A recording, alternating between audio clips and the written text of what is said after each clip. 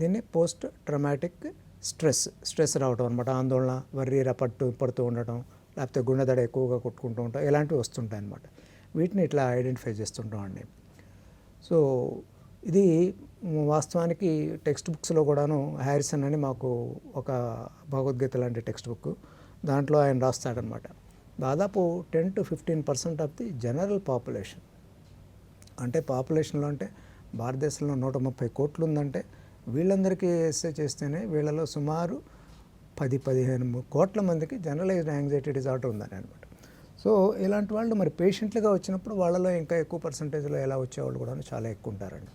వీళ్ళు మా సిస్టమ్ అంటే గ్యాస్ట్రోఎంటాలజీకి సంబంధించినంత వరకు వాళ్ళు నాన్ అల్సర్ డిస్పెప్సియా, అంటే వాళ్ళని ఎండోస్కోపీ చేస్తే అల్సర్ ఏమీ ఉండదు, కానీ దే గో ఆన్ కంప్లైనింగ్. వాళ్ళు ఎప్పుడు పొట్ట ఉబ్బరంగా ఉందండి, పొట్ట ఊదుకొచ్చినట్టు ఉంటుందండి, బెలూన్ లాగా ఉబ్బుతుందండి, లేకపోతే విరోచనం సాఫీగా కావట్లేదండి, 2-3 సార్లు విరోచనాలకు వెళ్ళాల్సి వస్తుందండి, లేకపోతే అన్నందన ప్రతిసారి విరోచనాలకు వెళ్ళాల్సి వస్తుందండి.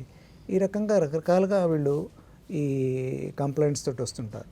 మనం ఎగ్జామిన్ చేస్తాము, పొట్ట పట్టుకుని చూస్తాము, పొట్టలో టెండర్నెస్ ఎక్కడ ఉండదు, వాళ్ళు ఇక్కడ గ్యాస్ అన్న దగ్గర నొక్కి చూస్తాము. కొద్దిమందికి ఇక ఈ ఫైబ్రోమయాలజీ అంటాం, అదొక గమ్మత్తు. అంటే ఇక్కడ నొప్పి, ఎక్కడ పట్టుకుని చూసినా నొప్పి ఉంటుందన్నమాట. ఆయన జగ్గి వాసుదేవ్ గారు రాస్తారు, ఇక్కడ నొప్పి ఏంటంటే, ముందమ్మ నీ వేలు చూసుకోమ్మా, ఈ వేలుకి ఇక్కడే ఈ ఫెలాన్ అంటే ఈ చీమగడ్డ పట్టినట్టుంది, అందుకని ఎక్కడ నొక్కినా నొప్పి అంటున్నావు అని చెప్పని అన్నట్టు అట్లా ఉంటుందన్నమాట.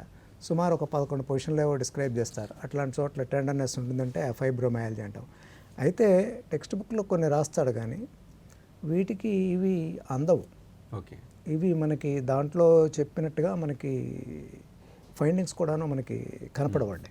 ఓకే, అది గమ్మత్తు. సో ఇలాంటి వాళ్ళలో చాలామందిలో యాంగ్జైటీ డిజార్డర్ చాలా కామన్గా ఉంటుంది. వెనక్కి తిరిగి అడిగితే, లేకపోతే ఇంట్లో హస్బెండ్తో బాగలేదను, చాలామందికి వాళ్ళకి అలాంటివి చెప్తాను అనమాట. అమ్మ ఈ పేపర్ మీద ఇటు పక్కన ఇవి రాశారు కదా, వెనక్కి తిప్పి దీనికి ఏమో కారణాలు రాసుకోండి. Some times for example husband వచ్చాడు అనుకోండి, హస్బెండ్ తోటే ప్రాబ్లం ఉండి ఉండొచ్చు, మనకు తెలియదు. ఈ హస్బెండ్ తోటే ప్రాబ్లం ఉన్నప్పుడు వాళ్ళు ఆయన ముందర రాయలేకపోవచ్చు. కనీసం మీరు ఇంటికి వెళ్ళిన తర్వాత దీనికి కారణాలు రాసుకోండి, వీటికి పరిష్కారాలు ఏమిటో చూసుకోండి. మీరు పరిష్కారం చేయలేనిది ఉంది, దానికి మీరు అడ్జస్ట్ కావాలి. ఇలాగా చెప్పడం వల్ల